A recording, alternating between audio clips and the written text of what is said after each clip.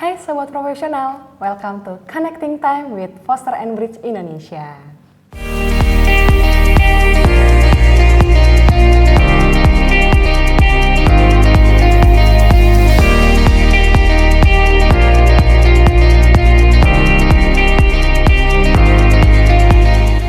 Pada kesempatan kali ini, saya Eva yang akan membawakan sesi ini, di mana kita akan membahas mengenai laporan keuangan atau yang disebut dengan financial statement. Dan pada kesempatan hari ini juga saya nggak sendirian nih. Saya sudah ditemani oleh salah satu fasilitator dari Foster & Bridge Indonesia. Mari langsung saja kita sambut, yaitu Pak Junet Adiwibowo. Halo Pak Junet, Halo, apa Mbak kabarnya? Eva. Baik. Sehat ya Pak? Alhamdulillah. Sehat. Nih Pak, sebelum kita masuk ke tema kita hari ini, boleh dong Pak diceritain ke Sobat Profesional keseharian kesibukannya Pak Junet itu apa aja sih? Oke. Ya, kesibukan saya sehari-hari saat ini ya, saya kebetulan diamanahkan untuk menjadi pimpinan di sebuah perusahaan jam tangan merek Swiss. Jadi sehari-hari ya saya ada di lapangan, saya bertemu dengan konsumen, bertemu dengan retailer-retailer kita seperti itu untuk mengetahui kemana sih pasar ini bergerak, seperti itu Mbak. Oke, itu tadi kesibukan Bapak nih, berarti setiap hari Bapak di luar? Ya, hampir setiap hari saya di luar. Oke, sampai sekarang juga? Betul. Nih Pak, tadi kan itu kesibukan ya Pak ya. Sekarang juga boleh dong Pak di-sharing ke Sobat Profesional mengenai profil Pak Junet yang lebih lengkapnya itu seperti apa? Jadi saya ini memulai karir saya di industri keuangan, di kantor akuntan publik internasional. Nah, lalu kemudian saya menghabiskan hampir 20 tahun di industri keuangan, lebih fokus ke area merger acquisition, lalu juga business turnaround. Tapi baru 5 tahun terakhir ini saya memberanikan diri untuk masuk ke bidang retail, seperti itu. Oke, berarti tadi Pak retailnya itu jam ya Pak ya? Jam, betul. Oke nih Pak, terima kasih ya Pak udah mau meluangkan waktunya untuk kita Sama-sama, sharing-sharing di hari ini Pak ya. Sama-sama. Oke Pak, kita langsung aja nih Pak. Baik. Di tangan saya sudah ada beberapa pertanyaan dari Sobat Profesional yang penasaran pengen tahu tentang laporan keuangan. Langsung aja ya Pak ya. Pengertian dari laporan keuangan itu apa sih Pak? Dan apa saja jenis laporan keuangan? Oke. Setelah laporan keuangan itu paling mudah dikatakan laporan keuangan itu sebuah laporan yang menunjukkan kondisi keuangan dari sebuah perusahaan. Nah, biasanya laporan keuangan itu terbagi menjadi 3 laporan keuangan utama. Jadi masih ada banyak, cuma yang utama itu adalah pertama laporan laba rugi. Lalu kedua laporan neraca, dan yang ketiga adalah laporan arus kas. Gitu. Dan boleh nggak sih Pak, tadi ada 3 nih. Jadi di sharing juga nih apa aja itu pengertiannya. Oke. Jadi kalau kita bicara tentang laporan laba rugi, yaitu paling mudah adalah laporan laba rugi adalah laporan yang menceritakan keuntungan atau kerugian yang dialami oleh perusahaan dalam waktu 1 tahun.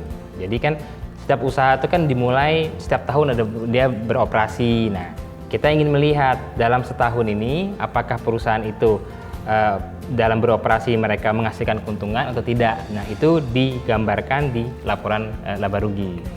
Sedangkan kalau laporan neraca itu laporan yang menunjukkan sebenarnya berapa sih aset atau kekayaan yang dimiliki oleh perusahaan pada tanggal tertentu. Atau juga berapa sih hutang maupun modal yang dimiliki oleh perusahaan pada tanggal tertentu. Jadi kalau laporan laba rugi itu kita cerita dalam satu periode 1 tahun, kalau laporan neraca itu pada satu titik tanggal. Seperti itu. Jadi paling mudah tuh kalau laporan neraca itu seperti kita mau tahu berapa sih saldo kita di bank. Kita cek di ATM, nah itu adalah laporan neraca. Oke, itu berarti laporan terakhir. Laporan terakhir per tanggal yang kita inginkan. Sedangkan laporan arus kas itu laporan yang menggambarkan kita punya uang dipakai untuk apa dalam waktu setahun. Kalau ternyata cukup, ya sudah. Tapi kalau nggak cukup, kita perlu pinjaman. Nah, pinjaman itu dapatnya dari mana, terus akan digunakan untuk apa juga. Nah, jadi laporan arus kas itu adalah mutasinya. Jadi kalau kita lihat di ATM, ya di buku bank kita print, nah mutasi yang ada itu laporan arus kas kasarnya. Di ATM banking kan ada mutasi rekeningnya. Betul, nah itu adalah laporan arus kas tuh ya. Seperti itu Mbak. Siap-siap. Lalu menurut Bapak nih, siapa aja Pak yang perlu mengetahui sama paham mengenai laporan keuangan ini? Oke. yang perlu paham dan memahami laporan keuangan adalah paling utama adalah pimpinan dari sebuah perusahaan. Oke. Karena dia harus tahu perusahaan ini untung atau tidak, perusahaan ini asetnya makin berkurang atau tidak. Tuh, terus perusahaan ini butuh uang atau tidak untuk beroperasional seperti itu. Jadi yang pertama yang paling mengetahui adalah pucuk pimpinan. Lalu yang kedua yang harus mengetahui adalah para manajer. Kenapa? Karena para manajer ini kan sebetulnya ujung tombak. Ya, yang melakukan penjualan, yang melakukan operasional, memproduksi kan bukan pucuk pimpinan, tapi manajer-manajer ini yang tanggung jawab. Nah, mereka juga harus mengetahui. Hanya saja memang tingkat pemahaman maupun pendalamannya itu berbeda. Tapi kalau ditanya siapa yang memahami, ya saya kira dari level manajer ke pimpinan itu sudah harus memahami dan sudah harus bisa membaca laporan keuangan. Selain pimpinan sama manajer, ada lagi nggak sih Pak? Apa hanya 2 orang itu Saya saja? kira yang berhubungan dengan nanti keberhasilan sebuah perusahaan 2. 2 itu ya. Tapi saya kira memahami laporan keuangan itu adalah sesuatu yang memang bisa dilakukan dan bisa diterapkan di semua jenjang karir dari seorang profesional. Semakin cepat kita memahami, semakin baik sebetulnya untuk jenjang karir karyawan sebetulnya. Gitu. Jadi kalau ditanya apakah cuma 2 aja, enggak sebetulnya. Enggak ya? Seperti itu. Oke. Menarik nih Pak. Terus kalau misalnya nih Pak ya, orang-orang yang tidak memiliki background non finance nih ya, seperti saya misalnya nih, apa perlu mengerti laporan keuangan itu juga Pak? Perlu sekali. Jadi laporan keuangan itu bisa kita pakai bukan hanya karena kita bukan orang finance, bukan karena kita orang finance. Oke. Contoh Mbak Eva punya dapat warisan, uang gitu kan, 10 miliar, bingung mau ditaruh di mana. Iya. Terus akhirnya, kita mau investasi deh. Kita namanya mau investasi reksadana. Yang sekarang ini kan lagi serunya juga reksadana. Nah, untuk bisa mengetahui reksadana mana yang bagus, kita lihat laporan keuangannya. Tuh, jadi kita lihat ini reksadana A selama setahun untung nggak, gitu kan, dibandingkan dengan reksadana B. Nah, untuk tahu untung nggaknya kita lihat dari laporan laba rugi. Terus reksadana A ini asetnya seberapa, gitu, dibandingkan dengan reksadana yang lain. Semakin besar asetnya, tentu kita semakin aman. Karena apa? Karena kan artinya uang kita itu merupakan semakin kecil persentasenya terhadap aset perusahaan. Jadi kalau ada apa-apa, mereka masih bisa mengcover. Seperti itu. Jadi penting sekali untuk memahami laporan keuangan, khususnya buat orang-orang yang non keuangan, gitu. Karena justru bahkan sebetulnya orang-orang yang non keuangan seharusnya lebih belajar untuk memahami, gitu. Karena kalau untuk investasi, untuk apapun juga, mereka akan bertemu dengan laporan-laporan keuangan tersebut. Berarti saya juga bisa lah ya? Bisa itu. Oke Pak, terima kasih. Dan ada lagi nih Pak ya, kita kan tadi berbicara tentang laporan keuangan nih Pak. Laporan keuangan itu hubungannya dengan finance itu bagaimana sih Pak? Oke, jadi ada kalau kita bicara finance dan accounting, itu ada dua kubu. Satu kubunya akuntansi, satu kubunya finance. Finance itu adalah segala sesuatu yang berhubungan dengan aktivitas mengelola sumber daya. Kita ngomong mengelola uang. Uang dipakai untuk biaya apa, terus uang dapat dari mana, seperti itu. Akuntansi itu yang mencatat. Jadi kalau kita bicara laporan keuangan, sebenarnya kita melihat masa lalu. Nah, finance itu lebih ke arah masa depan. Gitu. Tapi supaya kita bisa berjalan dengan baik ke depan, kita juga harus melihat masa lalu. Kan seperti itu. Nah, jangan sampai kita mengulangi kesalahan yang sama. Nah, itu gunanya akuntansi, gunanya laporan keuangan, selain untuk menceritakan kinerja perusahaan di masa lalu, juga bisa menjadi dasar buat perusahaan untuk bergerak di masa depan. Nah, itu hubungannya sebetulnya. Oke nih, berarti Pak kalau misalnya itu saling berhubungan berarti? Sangat berhubungan, sangat berkaitan satu sama lain. Oke nih, lanjut ya Pak ya. Beranjak dari laporan keuangan, pastikan tadi kan Bapak sudah sebut ada namanya laporan laba rugi ya Pak ya? Nah, sebenarnya laporan laba rugi ini dibuat untuk apa sih Pak? Tapi jangan dijawab dulu ya Pak ya. Oke. Kita mau iklan sebentar. Siap. Ya.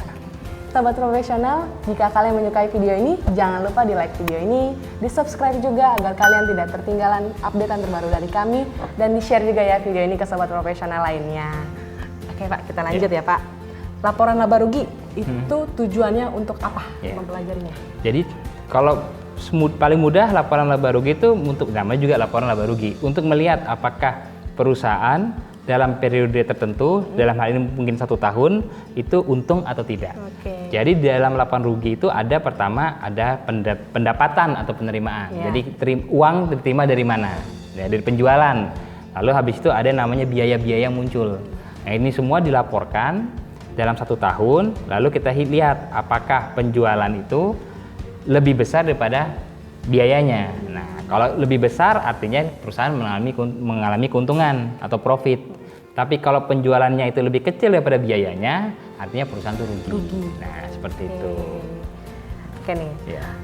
Terus juga Pak, tadi kan Bapak udah menyebutkan laporan neraca nih Pak. Betul. Nah, laporan neraca itu tujuannya apa sih Pak untuk dipelajari? Oke. Tujuan dari munculnya laporan neraca itu untuk memberikan pemahaman seberapa besar aset yang dimiliki perusahaan, seberapa besar hutang yang dimiliki perusahaan, dan seberapa besar modal yang dimiliki perusahaan. Jadi kalau kita bicara neraca, itu seperti kita bicara tentang per hari ini aset saya berapa. Umpamanya kita punya rumah, aset. Tapi rumah itu dibeli dari apa? Apakah pakai KPR? Oh ternyata rumah itu dibeli pakai KPR. Nah paling gampang, umpamanya rumah seharga 1 miliar. Itu aset kita. Nah, tapi untuk memiliki aset 1 miliar ini ternyata kita harus berhutang. Berhutang sebesar 800 juta. Nah, yang 200 juta itu modal kita. Nah, jadi paling mudah seperti itu. Jadi neraca itu dibuat untuk memahami saat ini berapa sih aset kita, hutang kita berapa, modal kita berapa. Seperti itu. Itu aja Mbak. Itu aja ya? Iya. Oke nih, terus mengapa juga kita harus aware Pak sama laporan neraca ini? Supaya kita bisa memahami apakah uang yang kita miliki itu digunakan untuk sesuatu yang sifatnya produktif. Tuh, jadi contoh saya dapat warisan 10 miliar, saya pakai untuk apa? Nah kalau saya pakai untuk aset, maka di bagian aset saya akan muncul, oh saya beli buat rumah, atau saya beli buat mobil. Tapi kalau saya beli buat foya-foya, nggak muncul itu di aset. Sehingga ketika kita lihat, loh kok uangnya 10 miliar ini habisnya kok tidak dalam bentuk aset. Nah, seperti itu. Jadi kita dengan mengetahui neraca ini, kita bisa belajar bagaimana kita untuk bisa mengelola keuangan kita dengan lebih baik. Seperti itu. Oke, makasih Pak. Sekarang kita mau masuk ke arus kas. Tadi kan Bapak juga di awal menyebutkan ada laporan arus kas ya Pak ya. Itu tujuannya kita mempelajari arus kas itu apa sih Pak? Oke, tujuannya kembali seperti yang saya katakan tadi, bahwa di arus kas itu kita bisa melihat mutasi. Ya. Jadi paling gampang tuh kalau saya ambil ketika saya masih muda, masih baru kerja, dapat gaji, terus tahu kok belum gajian, belum tanggal 25, uang saya udah habis. Nah, akhirnya kita buat nih laporan arus kasnya. Iya benar. Ini dapat terima gaji, umpamanya awal gaji saya tuh awal tuh 1,25 juta. Terus saya pakai buat apa aja? Oh ternyata buat makan, buat nonton, buat ini. Nah, mutasinya itu kelihatan. Sehingga dari situ nanti kita lihat, kayaknya saya kalau mamanya Ungu tuh bisa hidup sampai tanggal 25 lagi, mungkin biaya ini saya kurangin, biaya ini saya kurangin. Nah, tujuannya untuk itu sebetulnya. Itu dalam bahasa yang paling sederhana. Tapi dalam perusahaan tujuannya adalah bagaimana dengan resource yang ada, perusahaan itu masih bisa beroperasi untuk tahun-tahun berikutnya. Seperti itu. Maka dilihat laporan arus kasnya. Kayak nabung untuk tahun-tahun ke depannya mereka gimana bisa hidup gitu kali ya Pak? Betul. Jadi jangan punya uang sekian dihabiskan setahun, kan seperti itu. Dapat untung kita habisin yuk, tahun depannya nggak ada lagi. Nggak ada lagi, seperti itu. Oh, Pak menarik banget nih Pak. Kita udah membahas mengenai laporan keuangan. Tapi nih Pak kita udah mau di sesi akhir nih Pak ya. Pak Junet, ada nggak pesan untuk sobat profesional di luar sana terkait dengan pentingnya mereka mempelajari laporan keuangan ini? Oke.